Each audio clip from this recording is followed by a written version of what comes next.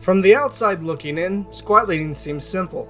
Drive somewhere, drop a spawn, start giving orders, That we're gonna push right at this move because that's where our logic mark is. and kick the marksman. Anybody can do that. It's only when you step into those boots yourself that the role reveals itself for what it truly is. An endless onslaught of information. Sick, you can We're getting pushed by an LAV, a bunch of shit. Communication, Enemy logi on Money. Enemy logi on Money. problems,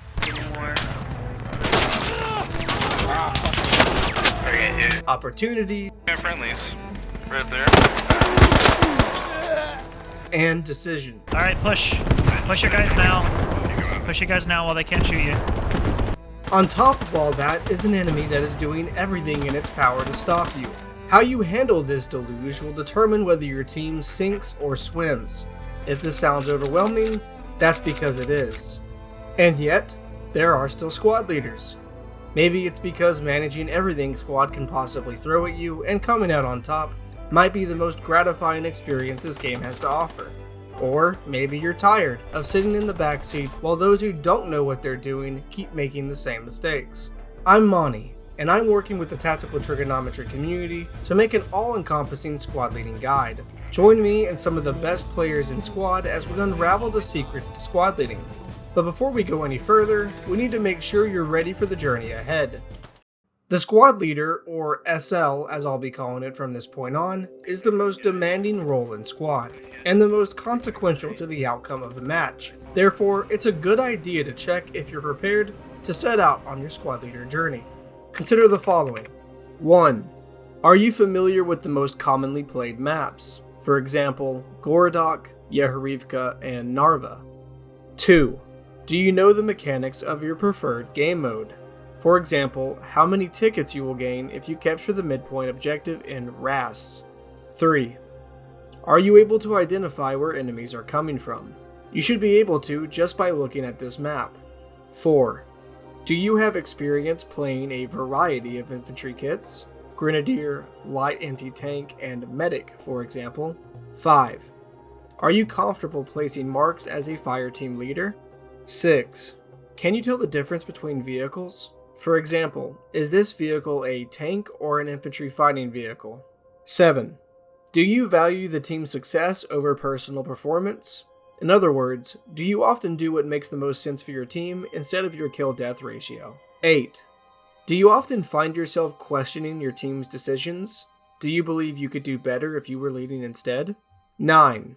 Do you frequently use your microphone to communicate? For example, strategizing and planning with your team, as well as communicating enemy movements and positions.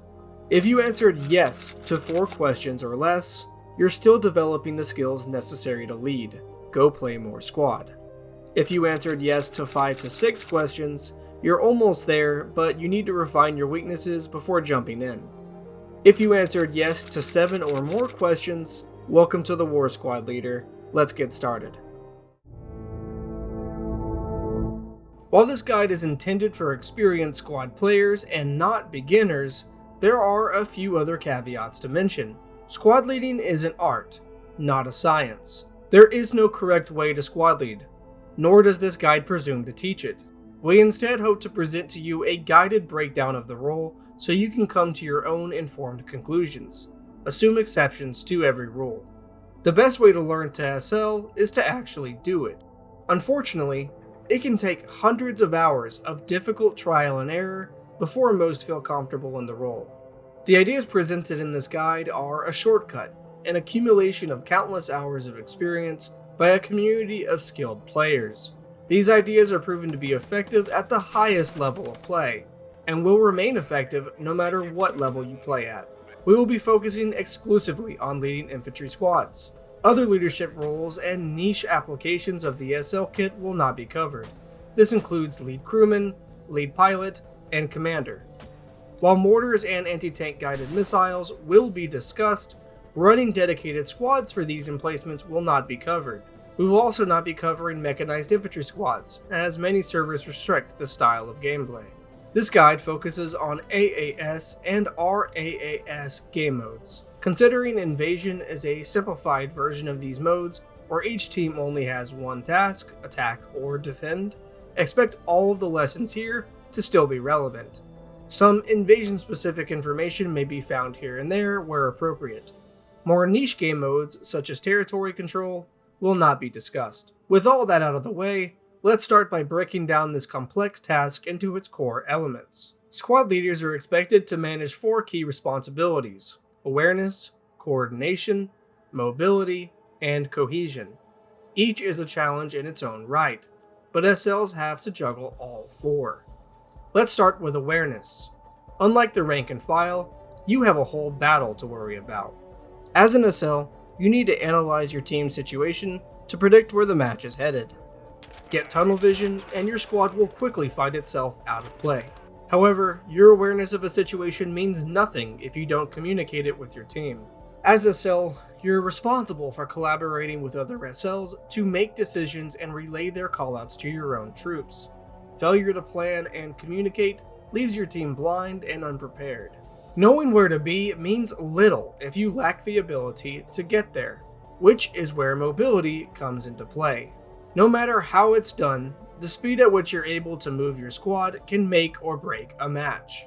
And finally, after everything else has been taken care of, you're still left with the task of actually leading your squad.